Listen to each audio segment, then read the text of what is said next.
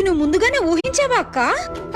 అయినా నీకేంటి అంత తొందర? నిదానంగా నీకే అన్ని తెలుస్తాయిలే. మొత్తానికైతే శివ ఇంటికి వచ్చేసాడు కదా, అదే నా ముఖ్య ప్రయత్నం. బావ చేసింది మంచో చెడో పక్కన పెట్టు. నాకు కావాల్సిందల్లా శివ ముందు ఇంటికి రావడం, మరిది గారు నన్ను వదినా అని యాక్సెప్ట్ చేయడం, అలా ఒప్పుకొని నన్ను అమ్మలాగా భావించడం. ఇదంతా నాకు కావాలి. దీనికోసం నేను ఏమైనా చేస్తాను. అక్క నాకేం అర్థం కావట్లేదు. నువ్వు ముందు వెళ్ళి ఫ్రెష్ అవ్వవే. ఖచ్చితంగా ఏదో తప్పు జరుగుతుంది. నా డ్రెస్ ఎవరు చేంజ్ చేశారు? మేడం గుర్తుపట్టలేదేమో, నేను మేడం ఆఫీసర్ని. ఆఫీసర్ నీ ప్రాణాలు తీసేస్తాను ఇప్పుడే.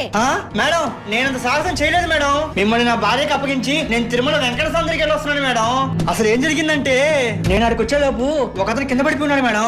మిమ్మల్ని ఎవరో ఎత్తుకెళ్తున్నారు. నేను మిమ్మల్ని ఫాలో అయ్యాను మేడం. వచ్చేది పోలీస్ వ్యాన్ లో కాబట్టి వాళ్ళు మిమ్మల్ని అక్కడ వదిలేసి పారిపోయారు మేడం. ఆ కారులో స్పృహ తప్పిపోయిన మిమ్మల్ని మా ఇంటికి తీసుకొచ్చి నా బాధకు అప్పగించి నేను తిరుమలకి వెళ్ళాను మేడం.